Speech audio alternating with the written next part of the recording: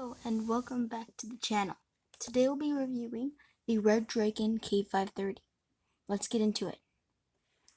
So today I have the Redragon k530 in front of me, and it has ABS, double shot ABS keycaps that feel relatively good. There's no white printing on it, which is good. I'm gonna give this close up here. So this keyboard is a 60%er. It has side prints, obviously, to get, the full experience. So I'll go over the functions later. It has a Redragon logo on the right that honestly is kind of a little bit distracting from the board and makes it less clean. Next part of the board is the side, the left side, which has the Bluetooth and the on and off switch. And also, luckily, this thing charges with USB Type-C. There's nothing on the rest of the board except for the bottom. It has kickstands at the bottom, which are only one adjustment, but one adjustment's better than none. Yeah, the actual keyboard costs around $70 US, and for that price, it is a very good deal. So I'll show you around. So this actually has I'm not going to take off the keycap because I'm pretty sure you've seen them.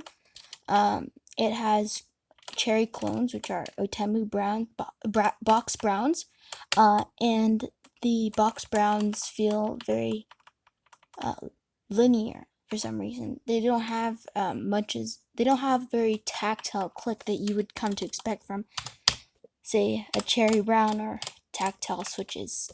Yeah. So basically, what I did was because you can't really catch it on the microphone, but when I do this,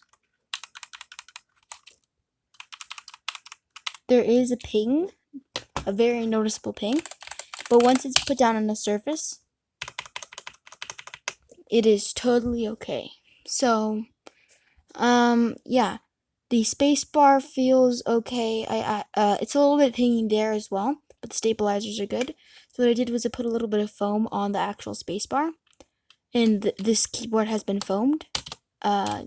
So this is a Otemu Red.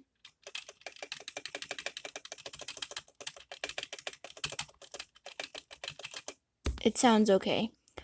And then I'll show you, this has some cool features. Bluetooth, that's the main selling point of this thing. So it has a weird Type-C port on the left side rather than the front, and I think it looks better unless you have a braided cable. But so yeah, there's the 3 Bluetooth modes right over here. Hold on, there we go. The 3 Bluetooth modes. So currently this is how bright the RGB can go. So it looks nice. And there's parky lighting, so you can go to F2 and then F9, which changes the modes.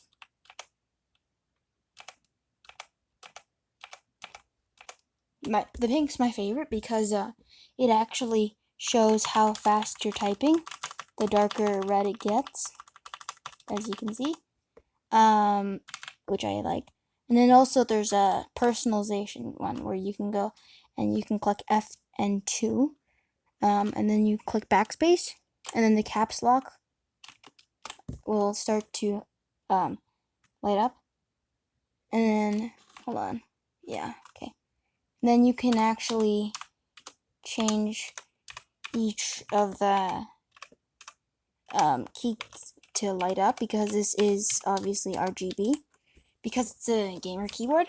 And you can actually click it a few times to go through different cycles. There is an app, but I wouldn't recommend using it because it's kind of complicated. So you can change the colors, as you can see. So I'm just going to do a random color wave, and then once you're finished, F2, backspace again, and it's finished.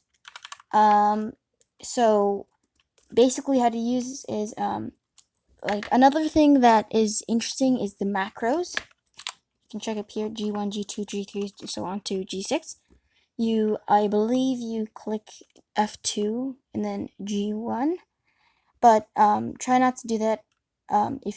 It is actually very easy to make that mistake and then record a macro by accident. So then every time you click it, it turns into just a macro. So you don't want to do that. And then how you use this is, there's two functions, function 1, function 2. They don't properly describe this, I find, in the manual, so I'm going to try to explain this. Function 1 has these side prints, such as print scan, home, end, page up, so on. F2 has the one right beside the side prints, which is brightness up, brightness down, brightness on and off. And it also has the top ones underneath the actual legends, because it can't fit on the side. It's just recording G6, G5, so on. Bluetooth and magic function, or that's function 1. So yeah. This keyboard has, well, it's a good stock keyboard, but I would recommend foaming it, and I'm trying to put silicone on it. And perhaps maybe switching out the switch, because it is hot swappable. Yes, this board is hot swappable, but the downfall to this hot swap PCB is that, first of all, it's a 3-pin, or that's not, like, it's not really that big of an issue, but the main problem is that because these are using Otemu switches, or like the Redragon Otemu switches, you have to have extremely thin pins. So either you buy only Otemu Redragon pins or switches, and some of the Otemu switches don't even fit in here. So you have to buy the specific ones, which I don't think anyone can find. But yeah, and then you put it in here, and hopefully it'll fit in. And because like the pins are extremely thin, or you buy a normal 3-pin or 5-pin and clip off the legs, and then you have to shave or file down the pins to fit in the extremely small PCB. It also comes with 4 Redragon testers with blue, reds, blacks, and blue, reds, and browns switches in the tester, and it comes with a keycap puller and a keycap or key switch remover, I meant. So yeah, overall, this keyboard, very good. Bluetooth functionality has been working flawlessly. Keycaps haven't rubbed off, obviously, because it's double shot. But the second Legends, we'll have to see. The kickstand's very comfortable, very durable, nice sounding. Yeah, I'd also recommend lubing the switches, or perhaps doing the Band-Aid mod. But other than that, this is a great keyboard if you just want it stock or you want to mod it. So yeah, definitely go pick this thing up. So yeah, please hit that like and subscribe button if you enjoyed this video. It would really help out. And if you like what you're seeing,